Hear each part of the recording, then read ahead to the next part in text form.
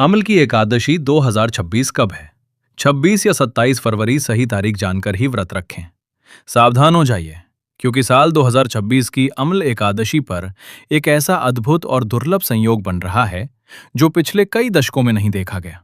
और अगर आपने तारीख को लेकर जरा सी भी गलती की या फिर पंचांग के इस बारीक अंतर को नहीं समझा, तो आपका ये महाव्रत खंडित हो सकता है।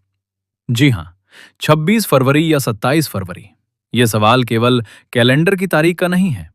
ये सवाल है उस एक पल का, उस एक क्षण का, जब भगवान विष्णु की कृपा आंवले के वृक्ष में साक्षात उतरती है। क्या आप जानते हैं कि एक छोटी सी चूक, पारण के समय में की गई एक गलती, आपके पूरे दिन की तपस्या को मिट्टी में मिला सकती है? आज के इस वीडियो में मैं आपको न केवल सही तारीख का वैज्ञानिक और आध्यात्मिक प्रमाण दूंगा, बल्कि वीडियो के मध्य में मैं आपको पूजा का वो गुप्त मंत्र भी बताऊंगा, जिसे अगर आपने आंवले के वृक्ष की जड़ में जल चढ़ाते समय नहीं बोला, तो आपकी पूजा अधूरी मानी जाएगी। इसलिए अपनी कुर्सी की पेटी बांध लीजिए और एक भी शब्द को मिस करने की गलती मत कीजिएगा, क्योंकि ये जानकारी इंटरनेट पर मौजूद साधारण आर्टिकल्स में आपको नहीं मिलेगी। ये सीधे शास्त्रों और प्राचीन ज्योतिष गणनाओं से निकाली गई है। चलिए, इस रहस्य से पर्दा उठाते हैं। सबसे पहले हमें यह समझना होगा कि अम्ल की एकादशी इतनी खास क्यों है और 2026 में इसको लेकर इतना संशय क्यों बना हुआ है। फाल्गुन मास के शुक्ल पक्ष की एकादशी को अम्ल की एकादशी कहा जाता है। अम्ल की यानी आंवला। सनातन धर्म में आंवला केवल एक फल नहीं है, इसे धात्री फल कहा जाता है। धात्री का अर्थ है माता। जैसे एक मां अपने बच्चे का पालन पोषण करती है, ठीक वैसे ही आंवला हमारे शरीर और आत्मा दोनों की शुद्धि करता है। पद्म पुराण में स्पष्ट लिखा है कि आंवले के वृक्ष के हर अंग में देवताओं का वास है। इसकी जड़ में भगवान विष्णु, इसके तने में शिव जी और इसकी शाखाओं में ब्रह्मा जी का निवास है। अब आप सोचिए, जिस एक वृक्ष में पूरी त्रिमूर्ति समाई हो, उस दिन अगर आपने सही समय पर पूजा कर ली, तो आपको अलग अलग मंदिरों में भटकने की जरूरत नहीं है। लेकिन समस्या यहां आती है कि 2026 में तिथियों का खेल कुछ ऐसा उलझा हुआ है कि बड़े बड़े ज्ञानी भी चकरा रहे हैं। 26 फरवरी को एकादशी तिथि का आरंभ हो रहा है, लेकिन क्या हमें 26 को व्रत रखना चाहिए या फिर 27 फरवरी को, जब सूर्योदय होगा?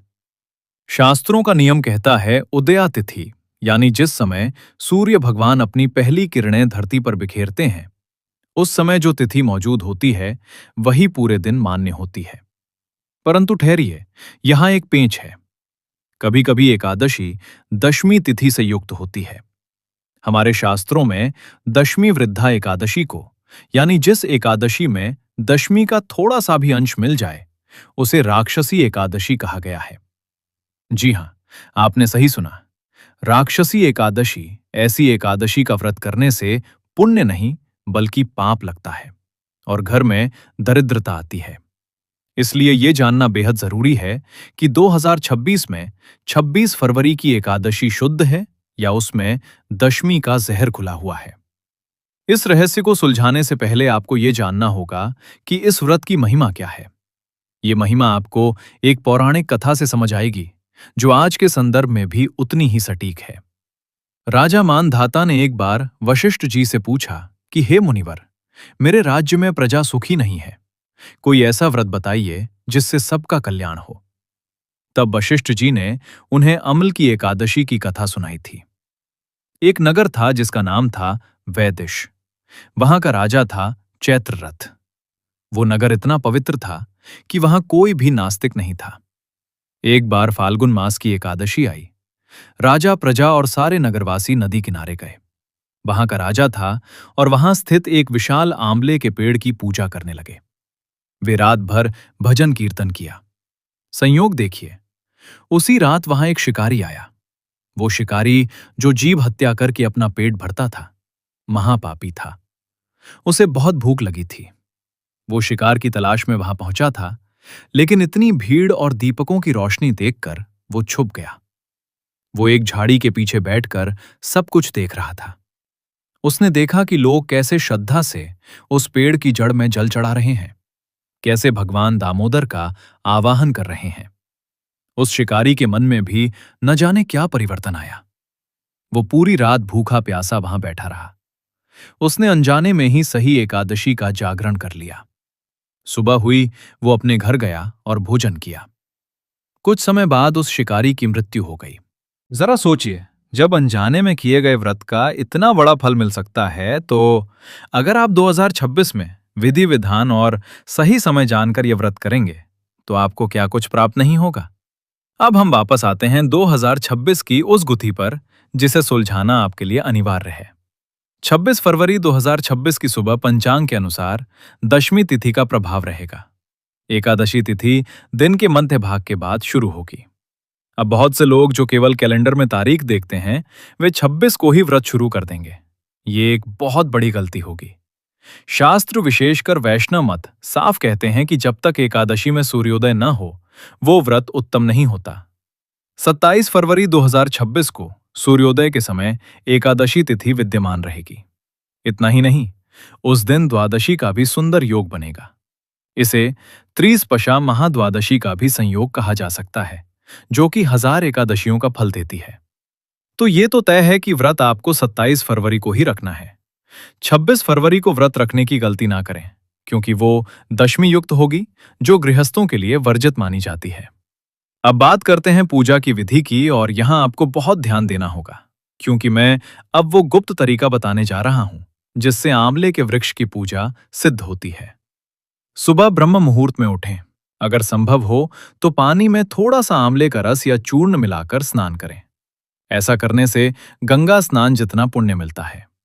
इसके बाद घर के मंदिर में विष्णु जी की प्रतिमा के सामने हाथ में जल और अक्षत लेकर संकल्प लें।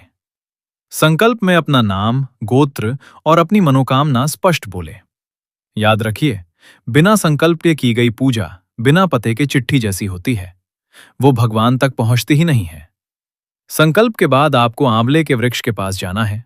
अगर आपके घर के आसपास आंवले का पेड़ नहीं है, तो आप गमले में लगा छोटा पौधा भी ला सकते हैं, या फिर आंवले की एक टहनी को कलश में स्थापित कर सकते हैं। ये बहुत महत्वपूर्ण है। वृक्ष के पास जाकर सबसे पहले वहां की जमीन को गाय के गोबर से लिपे या साफ जल से पवित्र करें। फिर वृक्ष की जड़ में एक वेदी बनाएं।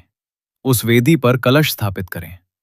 कलश में जल, दूध और पंचरत्न डालें। अब सबसे जरूरी बात जो मैंने वीडियो की शुरुआत में कही थी, वो विशेष मंत्र। जब आप आंवले की जड़ में जल चढ़ाएं, तो इस मंत्र का उच्चारण करें। ओम धात्रेय नमः। ये मंत्र छोटा है लेकिन बेहद शक्तिशाली है। इसके बाद आंवले के वृक्ष को सूत के धागे से लपेटें। आपको 7 बार परिक्रमा करनी है। हर परिक्रमा के साथ अपनी एक बुराई को छोड़ने का संकल्प लें। ये परिक्रमा आपके 7 जन्मों के पापों को काटने के लिए है। धूप दीप नैवेद्य से पूजा करें। आंवले का फल भगवान को अर्पित करें। याद रखें, इस दिन अन्न का सेवन बिल्कुल नहीं करना है। फलाहार में भी आंवले का प्रयोग जरूर करें। चाहे तो आंवले का मुरब्बा खाएं या उसकी चटनी, लेकिन आंवला शरीर में जाना चाहिए। अब मैं आपको एक ऐसी गलती के बारे में सावधान करना चाहता हूं जो अक्सर लोग व्रत पारण के समय करते हैं। वे व्रत तो पूरी निष्ठा से रखते हैं, लेकिन पारण यानी व्रत खोलने का समय गलत चुन लेते हैं। और यकीन मानिए, गलत समय पर व्रत खोलना व्रत ना रखने से भी ज्यादा नुकसानदेह हो सकता है। 27 फरवरी को आप पूरा दिन उपवास रखेंगे। रात्रि में जागरण करें तो सर्वोत्तम है। अगले दिन यानी 28 फरवरी को द्वादशी तिथि समाप्त होने से पहले आपको व्रत खोलना होगा। पंचांग के अनुसार आपको हरिवासर समाप्त होने का इंतजार करना होता है। हरिवासर द्वादशी तिथि का पहला 1/4 हिस्सा होता है। इस समय व्रत नहीं खोला जाता। इसलिए 28 फरवरी की सुबह सूर्योदय के बाद और हरिवासर खत्म होने के बाद ही अन्न ग्रहण करें। पारण में सबसे पहले आंवले का एक छोटा टुकड़ा खाकर व्रत खोलें। उसके बाद ही ब्राह्मणों को भोजन कराएं और खुद भोजन करें। अब मैं आपको 2026 के इस व्रत से जुड़े कुछ ऐसे टोटके या उपाय बताता हूं जो आपकी सोई हुई किस्मत जगा सकते हैं।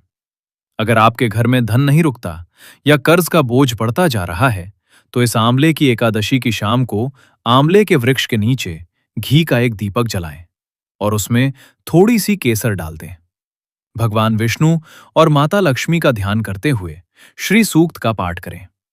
माना जाता है कि आंवले के वृक्ष में साक्षात लक्ष्मी जी का वास होता है। और एकादशी के दिन ये उपाय करने से स्थिर लक्ष्मी की प्राप्ति होती है। दूसरा उपाय, अगर विवाह में बाधा आ रही है तो आंवले के वृक्ष को पीले रंग का वस्त्र अर्पित करें और हल्दी की 7 गांठें वृक्ष की जड़ में दबा दें। ये उपाय इसलिए अगर आप अपनी पूजा में थोड़ा सा एयर या गुलाल भगवान विष्णु और आंवले के वृक्ष को अर्पित करते हैं तो ये सोने पर सुहागा होगा। यह आपके जीवन में रंगों की बौछार ले आएगा। 2026 में ग्रहों की स्थिति भी कुछ ऐसी बन रही है कि गुरु, जो कि धर्म और ज्ञान का कारक है, अपनी उच्च स्थिति में रहेगा। इसका अर्थ है कि इस समय किया गया कोई भी धार्मिक कार्य, शिक्षा या ज्ञान से जुड़ा उपाय बहुत जल्दी फलित होगा। जो छात्र हैं या जो लोग अपनी बुद्धि और विवेक को बढ़ाना चाहते हैं, वे इस एकादशी पर आंवले के वृक्ष के नीचे बैठकर गीता के 11वें अध्याय का पाठ जरूर करें। आपको अपनी एकाग्रता में चमत्कारी बदलाव महसूस होगा। एक बात का और ध्यान रखें, अक्सर लोग व्रत के दौरान चाय या कॉफी बहुत पीते हैं। ये गलत है। इससे शरीर में एसिडिटी बढ़ती है और मन चंचल होता है। एकादशी का उद्देश्य है इंद्रियों पर नियंत्रण, इसलिए जितना हो सके सादा जल या फलों का रस पिएं। अंत में मैं आपसे प्रश्न पूछना चाहता हूं, क्या आप जानते हैं कि एकादशी व्रत को व्रतों का राजा क्यों कहा जाता है? क्योंकि ये एकमात्र ऐसा व्रत है जो आपको मोक्ष की गारंटी देता है। बाकी व्रत आपको भौतिक सुख दे सकते हैं, लेकिन एकादशी आपको जन्म और मृत्यु के चक्र से मुक्त करती है। और आम्ल की एकादशी तो स्वयं ब्रह्मा जी के आंसुओं से जन्मे वृक्ष की पूजा है, तो इसका महत्व तो शब्दों में बयान करना भी मुश्किल है। तो अब आप पूरी तरह तैयार हैं? 27 फरवरी 2026 की तारीख को अपने कैलेंडर में लाल घेरे से मार्क कर लीजिए। अपने मोबाइल में रिमाइंडर लगा लीजिए। तैयारी अभी से शुरू कर दीजिए। आंवले का पौधा नहीं है तो उसका प्रबंध कीजिए। पूजा की सामग्री की लिस्ट बना लीजिए। याद रखिए, ये अवसर फिर 1 साल बाद ही आएगा और 2026 जैसा संयोग तो शायद फिर मिले या ना मिले।